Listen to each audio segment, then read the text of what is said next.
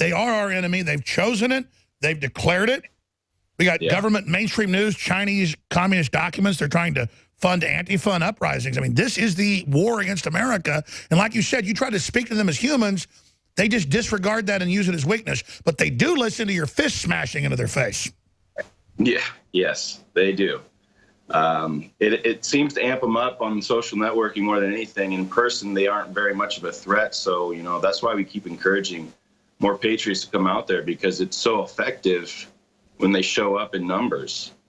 And that's all that really needs to happen. So, you know, the more people we can get out there. I just love how you giant roundhouse right hook and then shove him down so his head hits the pavement. That probably hurt him worse. God, I love it. I got to tell you, it's just it's better than a fake Rocky movie. I mean, I'm sorry, he's a scumbag, man, trying to kill you with a baton, and he's a piece of crap, and it's beautiful.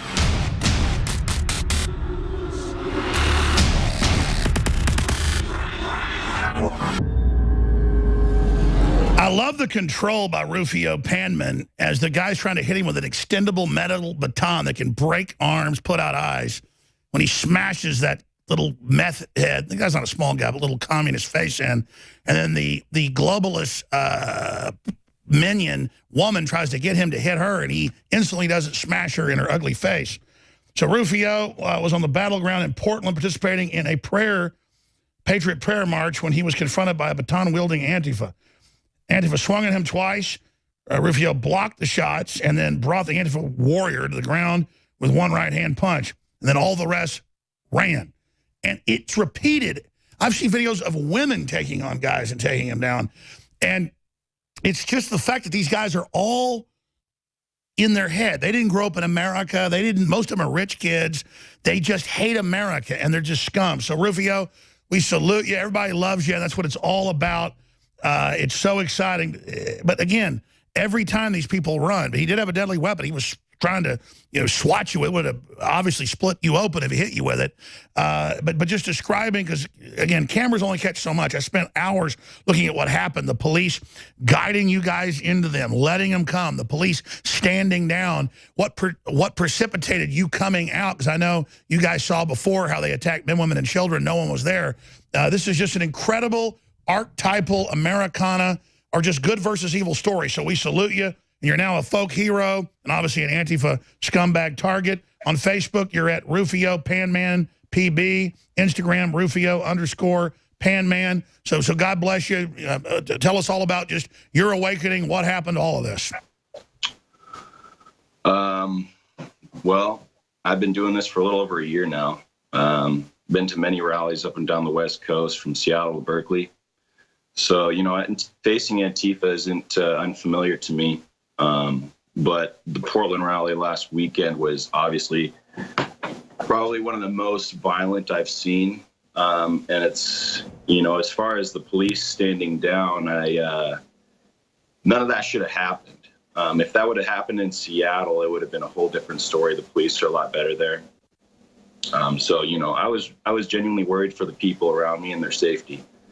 And this is a continual problem we're having. And like you said, this is at least a very soft civil war right now. And if people don't start to kind of wake up to what's going on, it's going to progress into something worse. So talk about your awakening, who you are. It's interesting to folks and just what you've seen, because cameras don't capture it.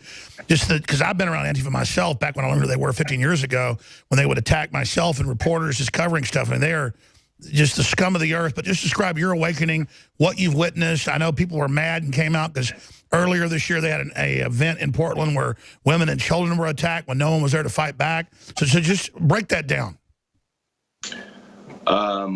Well, I mean, I went into this originally pretty passive. I wanted to try and debate with them. I wanted to try and see eye to eye. I've every time I go out there, I'm trying to find some middle ground with these people. And like you said, women, children, teenagers, elderly, they're all right there just trying to support their country.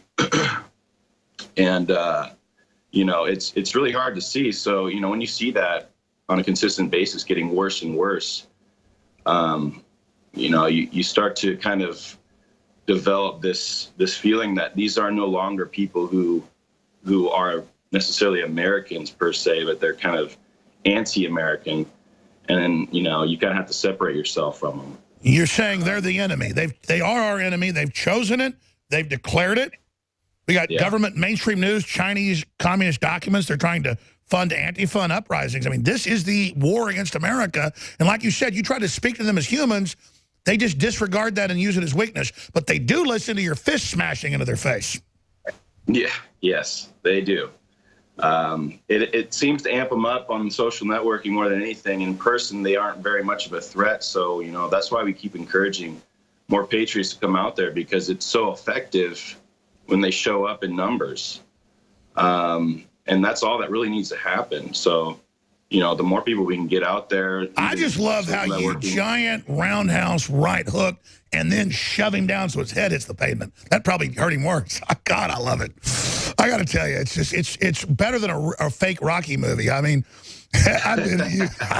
I'm sorry, he's a scumbag, man, trying to kill you with a baton, and he's a piece of crap, and it's beautiful the way you. I don't think he did too well either. I appreciate that, Alex. Yeah. But be honest, like, I don't like hurting innocent people or weak people, but a few times in my life when some bully's trying to kill me and they're bigger than I am, when I finally see their head hit the pavement, it felt good. How good did it feel, at least later, once you saw his head hit the pavement? Well, like Gavin McInnes says, you know, violence isn't great, but justified violence is amazing. You know, it's just one of those things where you just react instinctively, and you know, when you can kind of overpower in that moment, it does feel good. It is a positive feeling. I can tell you that in that situation, there wasn't a whole lot of celebration going on. I was more worried about the safety of the people around. Oh, I would have smacked that. I mean, I don't want to hit women. I never have. But in the moment, somebody trying to kill me with a metal baton, and I just did that. And there's a pretty big woman coming at me. She looks like 6'3" or something. I mean, you were like you were in the zone, man. You're like, it's like a video game. It's like, this is like the movies. Wish that it was like, boom, you do all, and all of a sudden you just like didn't know that you like didn't hit her. Yeah, well, you know, She was pressing on me, and I told her, hey, you better get back, because this is not playing around. And so I gave her the opportunity, and she took it. You know. Well, I noticed that trying to get into Trump's inauguration, they had lines of women hitting us, hoping that we would hit them back. We just pushed through them. But to get into Trump's deal, you had to push. The first thing was women. Talk about cowards, like the Islamicists. And then it was a couple of dudes. But we had to ram through women to get into to get into Trump's inauguration. So it seems they put women out front. They do. That's their tactic. They put the women in front, and then the little sleaze bags will hang out in the back with batons and stuff and try and get a hit on you from behind the women. And they're like comic book scumbags, like you said. Like, how could you be so scummy as a man that you put women up front? Yeah. Well, I mean, even they have no fighting etiquette either. There's no moral foundation for them. They were throwing explosives into a crowd of people. There could have easily been a baby stroller nearby. There's no thought process into what they're doing. And so on that level, you know, you can't really have any sympathy for after they do things like that. You just have to eliminate them as a threat. And that's what we were doing. Proud Boys did an amazing job. I can't imagine what would have happened if we weren't there. You know, Proud Boys is Gavin McInnes' group, which is proud to be male, proud of masculinity, because they teach on universities, for those that don't know, that masculinity doesn't exist. Yes, it's actually toxic, Alex. You know, it's toxic to be masculine these days. And it hurts the people around you if you're too masculine, I guess.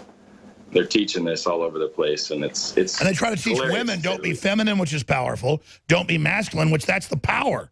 We should all be ascribing to that, but they want to kill that. Right. And they are.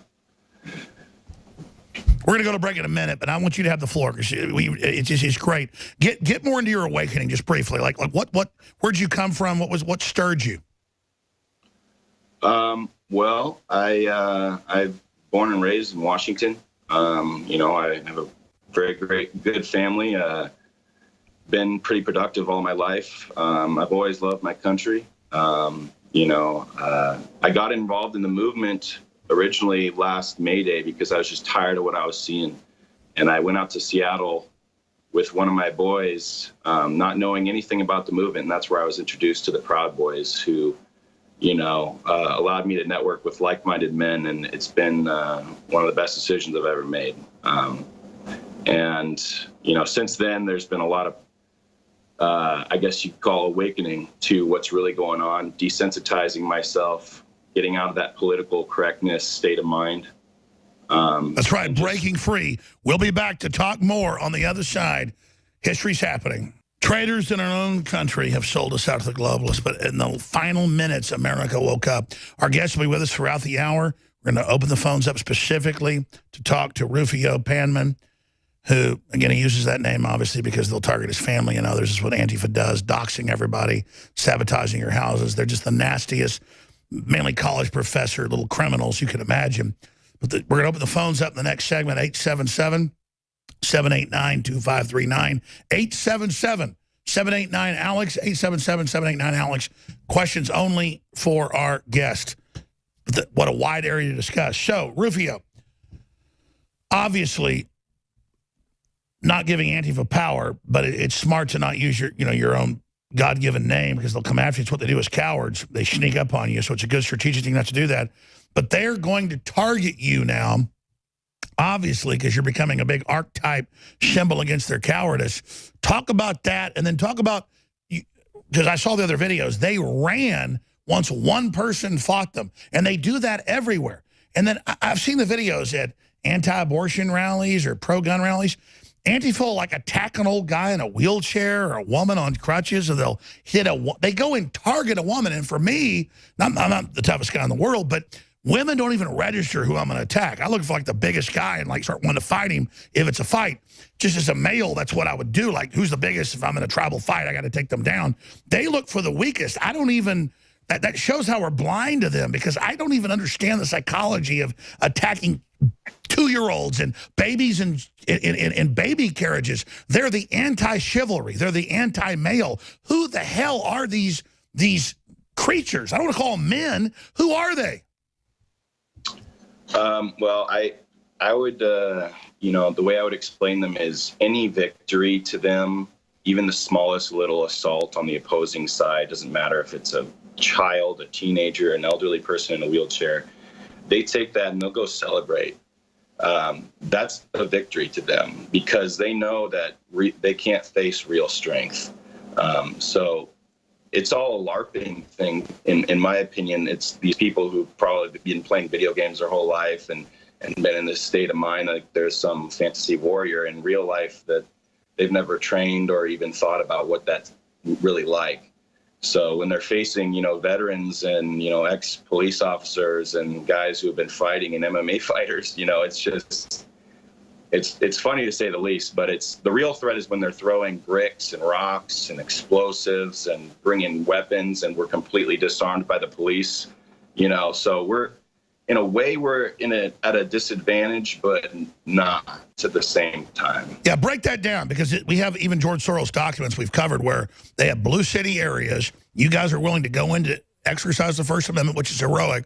They're throwing mortars that can blow your hand off. They're throwing bricks, and you guys all get searched. You get let in. Then they let them come in. They've always got the weapons. I mean, again, it just shows the cowardice of Soros, who funds this, and all of it, and still they're defeated. Yeah. Yeah, a lot of people don't think that they're funded. They think it's just, just people coming out to support. But you have to remember, all of these people, they're wearing matching uniforms. They're all coming with weapons that aren't, cheap. Some of these weapons are pretty expensive. And that Antifa, a lot of them, they don't have any prominent jobs or anything. You can just tell. And so they're getting that from somewhere. So people need to realize that. I can't specifically say who it is. George Soros is, obviously that's a huge lead right there. Oh, he's on record. He's on record funding a lot of it. Yeah. Right. Yeah. But as you can see, a lot of the weapons that have been taken from Antifa, you get knives, swords, just the craziest things. Magazines were taken from the last rally, several magazines with pistol ammunition. And they'll check us, they'll check our bags. I mean, we can't even bring pepper spray in. Our women can't even carry pepper spray. And so, that's where Proud Boys come in. We come in with protective vests and eyewear, and that's about all we can do. and we come in and just charge them and just hope for the best. Obviously, this is something that we're pretty acclimated to. So, you know, I got to keep giving honor to my boys because I truly believe we saved lives that day. Oh, you have. And it's extremely heroic in a system of cowards to know the police in a blue city and the system wants to make an example of you, and you still, like the lion's den, march in there and then turn the tide against them. When one person fights, they all run. It shows the hoax of evil. The devil goes around like a lion, seeing who he can devour, who will fall down and grovel, who will roll over. Yep. Yeah, great men need to keep standing strong. This nation was built by great men, and you know, the mayor of Portland and the city council of Portland, they think that they can get away with siding with these criminals, and I think slowly but surely we're starting to expose this more and more. And, you know, I don't believe that all these police officers want to stand down. You know, I'm talking to some of them and I'm seeing their faces. You know, when you join the police force or the military, you know, you have a sense, something about you that you want to protect your country. And these guys aren't able to do that. I don't know if all of them are on the same page, but you can tell that they definitely want to be more involved than they're allowed to be. They're being ordered to stand down, and it's pathetic to say the least. The kind of, I mean, if this was a private sector, if we hired somebody to protect us, they would have failed miserably. They would have been fired. So the fact that they couldn't even, you know, they couldn't even follow through with what they promised us after they disarmed us. They promised us they would protect us against Antifa and didn't even try in the slightest. At a gut level, where do you see this going? The whole launch of the liberal civil war, what's happening, the leftists going into this crazed mode. At a gut level, where do you think this is going? You know, I'm hoping from the optics of the last Poland rally that we can influence other people and wake people up. If we can't, you know, do that, we have people on the opposing side, senators and politicians and city council people, mayors, everybody who's advocating for violence. Maxine Waters, that clip that keeps playing, that she's calling for violence against Trump supporters. And Trump supporters make up a great amount of people in this nation. So, you know, that's a huge divide of people that she's actively calling out for violence. And what we're seeing is on the streets is a side effect of that. And people are showing up. There was at least 1,000 Antifa, and not even accounting just crazy liberals and everybody else who was along the ride. Antifa alone. And so, you know, that's a great question. What were your numbers versus the crazy liberals? I mean, guesstimation. What were the numbers? I think we had a couple hundred ourselves, and that was the whole rally. Proud Boys, I think we had over 100, which was the biggest turnout we've ever had at a rally for Proud Boys. So a couple hundred people stood against 1,000 communists and everything else. And history repeats. When we come back, we're going to talk about where the globalists want to take this and how we stop it. Straight ahead in your phone call. Stay with us. Imagine you're on the George Soros-funded Antifa side, funded by communist China, the big banks want to bring down America. You'll teach these people. You'll break their will. America doesn't deserve half the wealth of the planet in 1955. We're going to take it and parlay it into power. And so you're going to go out. You're going to dump coffee on Trump supporters. You're going to beat them up. You're going to threaten them. You're going to not give them jobs. You're going to teach them to submit. And then you go out and you beat up a month ago people at a conservative rally and overturn baby carriages and beat women up. That's on the news. And Antifa, like, beating women up. Like, yeah, I knocked a woman out. Yeah. My God, I'd commit suicide if I did that.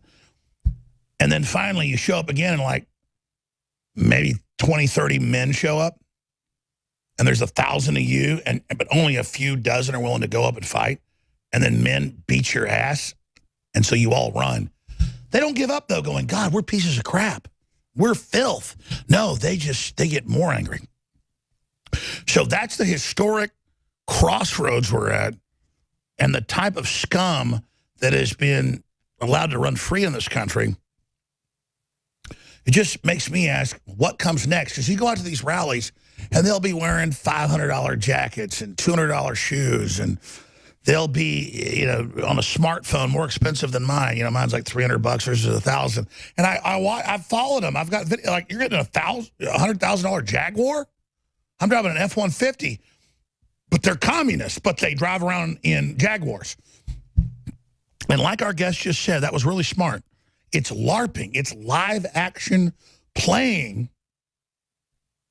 So let me ask Rufino Panman, if you just joined us, to not just answer my questions. He's a gentleman. I've been steering the conversation. We'll take some calls in a minute.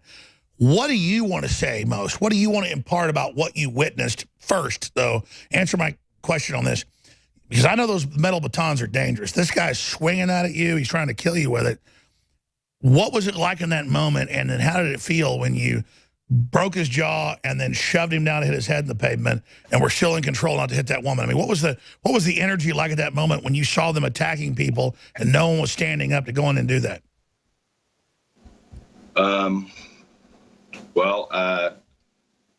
It felt pretty good to, you lose that fear, and everything is kind of, since, if you love your country and you see people attacking your countrymen and imposing an ideology that would, in the long run, tear your country apart, there isn't a thought process. It's just instinctual. You're just going to go and you're going to take those people out. Obviously, we're not going and advocating to just fight people just because they have a different ideology. But like you see, I'm being attacked with a deadly weapon, and many of our people were being attacked with weapons. So that's what I mean by go and fight those people and eliminate the threat. And it was a victorious day for us. We celebrated like Vikings that night, and it was probably one of the best days we've had in over a year. Describe some of the other stuff you've seen on the West Coast, because you've been all over in these fights. What Antifa does, the little dastardly activities. Yeah, I was at Evergreen College. I've been to Berkeley, been to Portland many times, Seattle, and from college campuses, you get the students, and they won't even talk to you. They don't want to debate. They don't want to, they just want to yell and scream and claim victimhood mentality over you. And obviously being a white guy and being a Proud Boy, I lose all my credibility to people like that, even though I'm very involved with what's going on firsthand, and nobody wants to talk or hear my perspective. So when you start to eliminate conversation and debate, and all you want to do is fight, then that's what you're going to get. That's just how the world works. If conflict all over the world, things like that happen, when you're unable to communicate with each other and all you want to do is argue and fight, that's when war breaks out. Wow, that's very profound. Exactly. So they lose physically everywhere they take the field. Don't they get them their argument's a loser, that in the third dimension we always win? I mean, don't they get, like, if one of you can beat 20 of them, shouldn't they go, oh, we should emulate you, Rufino Panman, not Saul Alinsky, the devil worshiper? Well, I think that's why they use such extreme tactics. They throw bombs and stuff, and I think they're hoping to scare us. They're doxing, they're threatening their jobs. You just said it. They think we're like them. They keep thinking they're scaring us. All they're doing is pissing us off. So let me ask you that. Where does it go then? Yeah. Where does it? Because they think we're like them. Like, you think we're scaring us? No, you're not doing that. We're spending every waking moment. How do we crush you? Discuss that. That's key. I mean, a lot of us have gotten really, really angry. Our stuff has been vandalized. Our jobs have been targeted. Some guys have lost their jobs. So, when we stop having things to lose, when they eliminate, the things that in our personal lives that we're trying to protect, then that doesn't, it kind of eliminates our limitation, and it's making them weaker in a sense. If that makes any sense. It's making us stronger and more willing to combat them as they target us more. Well, no, that's what you just said, the key to it all. They think attacking us makes us weak because that's how they would back off from that. They don't understand, like, that's what makes us wake up. Right. In a sense, though, it is for a lot of people who aren't really woken up and who are still kind of in that politically correct mind, even though they might be a patriot to a sense, that sense of fear does hold a lot of people back. They don't want to be acknowledged on the internet or public information put out there. They don't want to be targeted, but they're already being targeted. You have to embrace it now.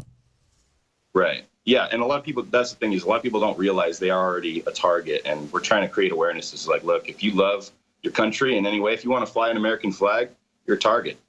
And if things are the way they are now, imagine how they're going to be if you have kids and they're in 10 years down the road. Exactly. Our free will is under attack. Like, we let them have their free will. They don't want us to have free will. They want control of our destiny, our souls. And I say death before dishonor, death before disgrace, victory or death, like Colonel Travis. Right. Exactly.